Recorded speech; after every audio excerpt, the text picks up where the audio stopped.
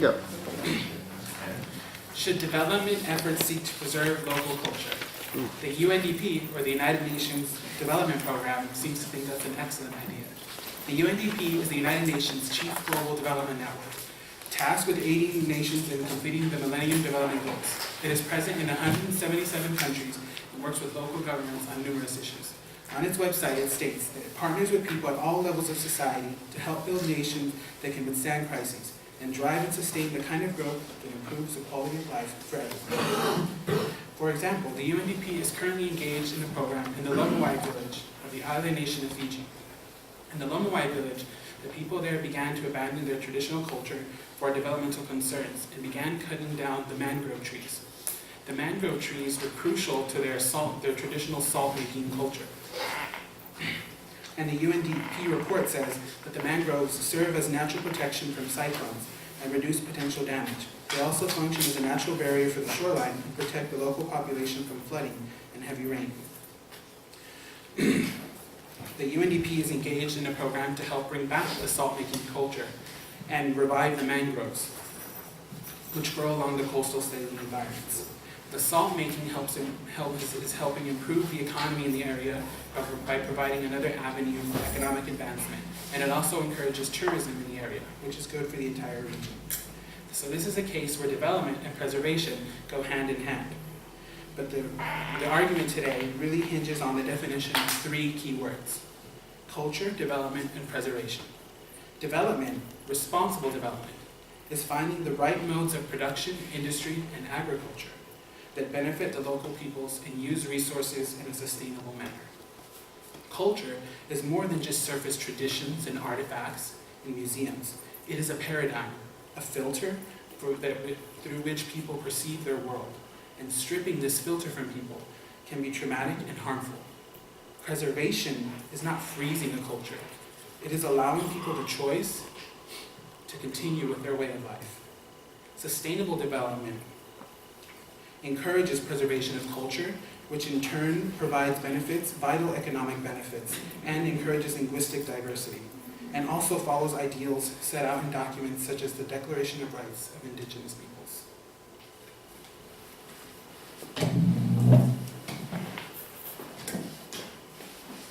Kwame Anthony Appiah of Princeton University, a native Ghanaian with first-hand experience with the way development has affected countries and cultures, believes that cultures follow their own organic evolution and should be allowed to develop independently of state protection.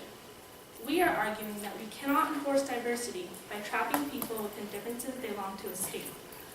Preserving cultural authenticity has transformed into cultural preservationists, telling people what they should value in their cultures. People are entitled to options and to the idea of deciding on their own what is worth preserving in their cultures. There is a difference between preserving cultural artifacts and traditions, like languages and beliefs, versus preserving cultures as a whole. The idea that development, including but not limited to the values and images of Western culture, are a danger to the world's native cultures doesn't allow for the free-flowing exchange of human ideas, expression, and thought, things that can be attributed to the historical transformations of the very cultures we are trying to protect. Culture isn't static. It is fluid.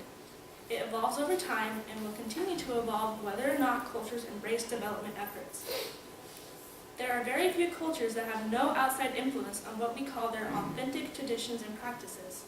For example, evidence has shown that the bagpipes, an instrument that was practically synonymous with Scotland, has origins in Egypt. The traditional clothing of the Herero women in Namibia are derived from the garb of 16th century German missionaries, but it is still considered Herero clothing. The kente cloth of Ghana is made from silk that has always been imported from Asia, traded to the Ghanaians by Europeans. Appiah says cultures are made of continuities and changes, and the identity of society can survive through these changes. Societies without change aren't authentic, they're just dead. It should go without saying that development isn't necessarily a bad thing. Although some historical instances, often called the earliest forms of development, like colonialism, have had undeniably adverse effects on the traditions and cultures of the colonized, the development we are speaking of have brought effective medicines, more schools, and clean drinking water to name just a few things, to places where they would not have these things without cooperation within the state and with the native citizens. Attempts by the various state institutions to unnecessarily control development would in turn run the risk of slowing down the implementation and progression of many of the very things many people consider human necessities. Would we deny these people the things necessary for a full and healthy life in order to preserve their culture, a culture that would have evolved along with its people?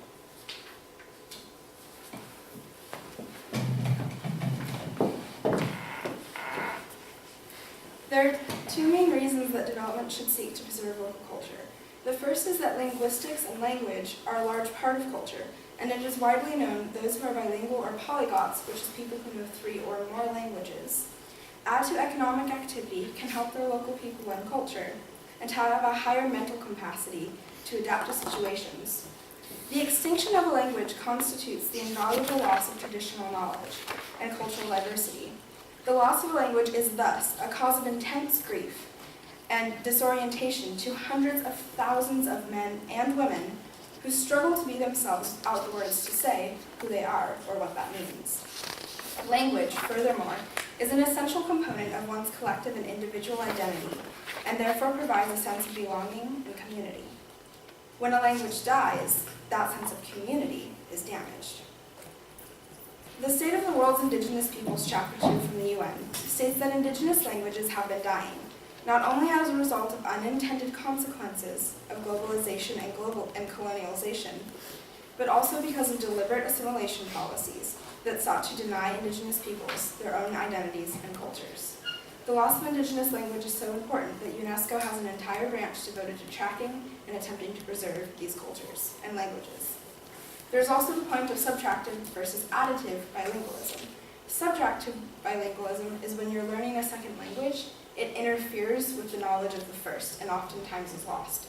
Additive bilingualism is when learning a second language does not interfere with the learning or knowledge of the first.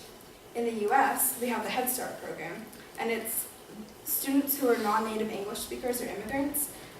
A study done by Stanford shows that it's considered detractive to the main language at home when they're taught English when they're like 3 or 4. It's also shown that languages can play a vital role in improving the economic prospects of indigenous individuals and communities. The second reason is that it's the law.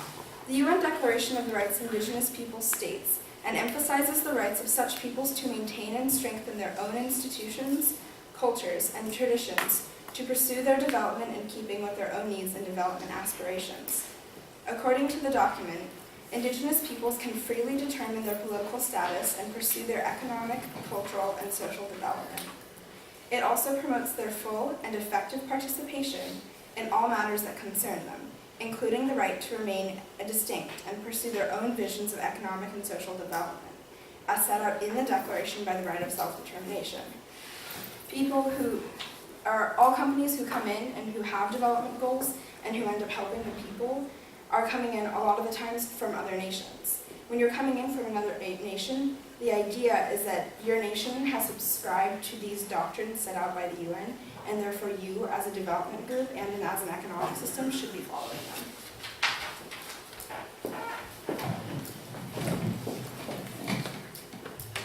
Something that we would like to stress is the fluidity of culture as a whole. Something that held value for people at one point in time may no longer be a viable option for them.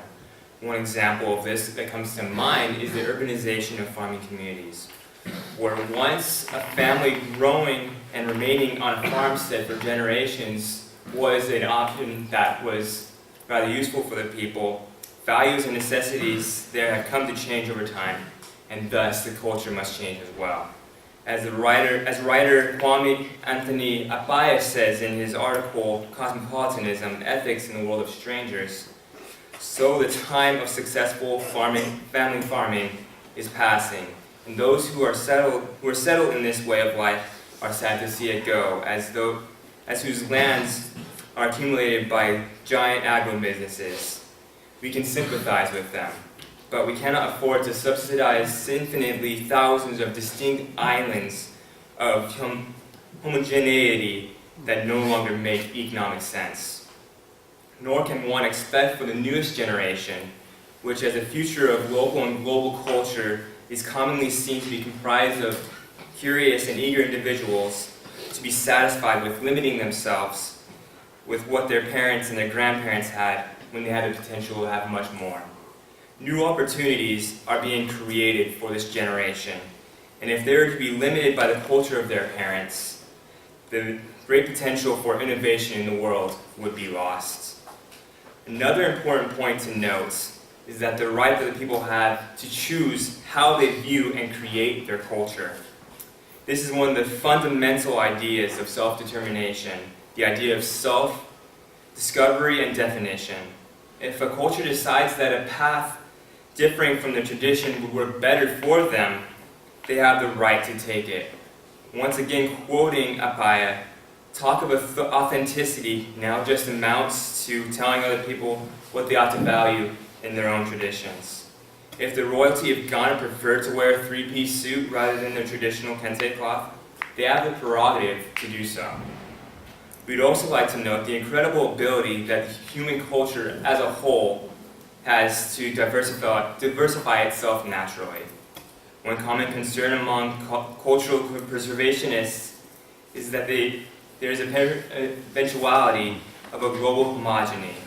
While yes, this can certainly be seen as a problem in the global scheme of human culture, this is never likely to actually occur for several reasons. One particular reason that we'd like to specify is that over the evolution of culture, peoples around the world have different paradigms that affect the way they view and interpret the world, most clearly seen through languages. But because of the universal difference of paradigms, many universal ideas will be anything but.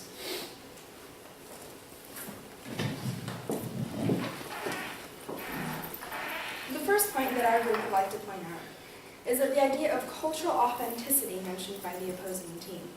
They mentioned that it is very rare to find cultures that are in their authentic state, or that have authenticity, citing the example of Scottish bagpipes that have their origin in Egypt. But how is one culture to say that another culture is not being authentic? One definition of authenticity points out where something originated from, which is the definition they use. But another, more important definition points to what is genuine in a culture.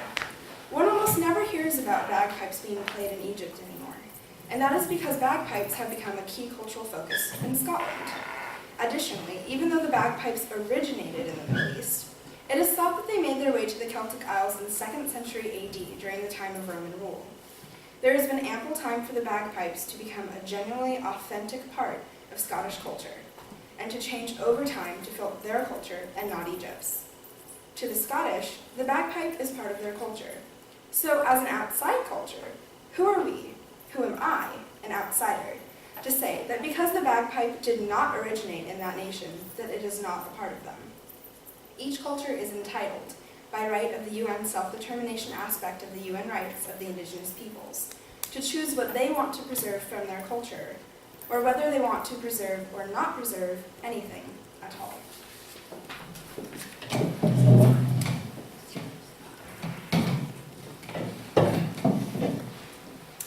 Kwame Anthony Appiah, the author, the very same author that wrote the article of my opposing team's argument, wrote in a different article, Cosmopolitan Patriots, in Critical Inquiry magazine published in 1997.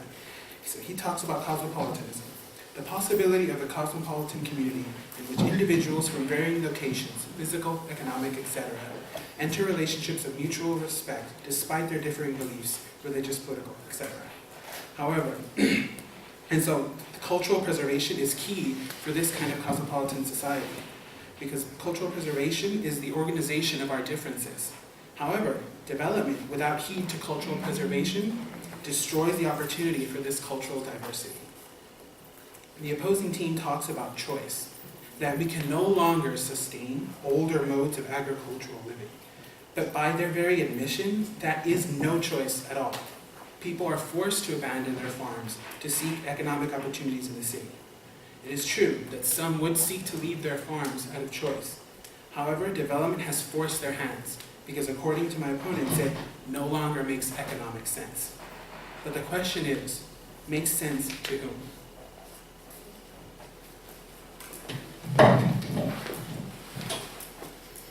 Something that should be noted is that we are not wholly against preserving culture, just that there is a difference between preserving cultural artifacts versus preserving people as a culture.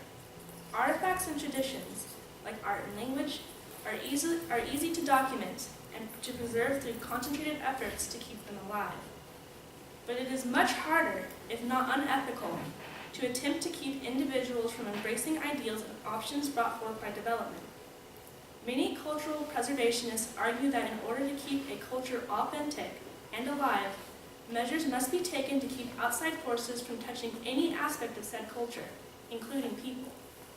But shouldn't it be there the people's choice? Should we force Native peoples to wear their traditional clothing, stay in their traditional jobs, and live on their traditional lands, even if they would choose otherwise? If they have the option to make their lives better because of development, they should be given the choice to do so. Our opponents also talk about mangrove trees in Fiji, and how they are a source of protection for the Lomawai people, as well as a source of traditional craft native to those people.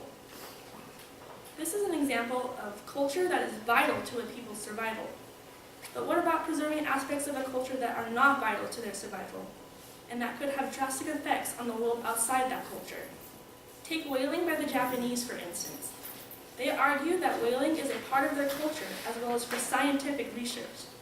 However, the whale and dolphin conservation effort estimate that the Japanese whalers can kill over 1,000 whales a year, endangering several species of whales and the ecosystems they are a part of. All the while, whale meat and products are in surplus in Japan, stockpiled in freezers, unused by the very culture that uses whaling as an excuse for preserving that culture. Are parts of a culture that aren't vital to a people's survival and affect the well-being of other species on Earth worthy of being preserved on the same principles that other, more vital aspects are being preserved?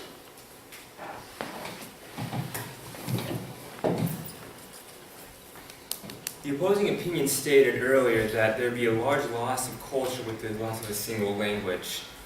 To this, I would agree if that language lost was held in a vacuum, away from any influences from other cultures and languages. For example, in Nigeria, there are over 500 languages spoken in the area, slightly larger than twice that of California. Such a relatively small area with so many languages, one would think that there'd be no doubt that there is a mutual intelligibility among these languages, as they are constantly coming in contact with one another.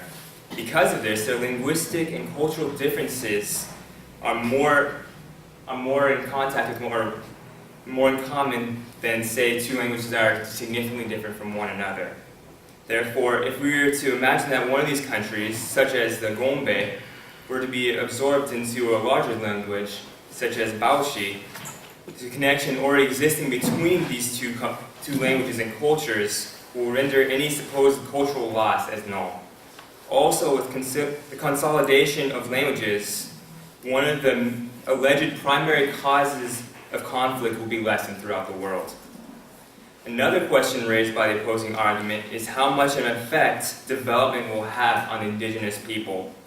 Far too often, cultural preservationists mark developers as with a structuralist stigma, saying that those cultures among the economic periphery are being destroyed by developers while being replaced with a globalized image of what culture is supposed to be. However, we can see that this is not the case, as numerous studies have been undertaken to see the effect that American television, for example, has had on other cultures. One example that we can see can be seen from an interview taken from a man named Saiful, a Zulu man from South Africa. Here he says that while one idea may be presented by an invading culture, the people there don't necessarily perceive it the same. We cannot see this people as a pariah, as blank slates that the global capitalists write its message, leaving yet another global automaton. We cannot see that they are without any of their own understandings and being able to change it for themselves. What can we say about a person's soul by the fact that they drink Coke?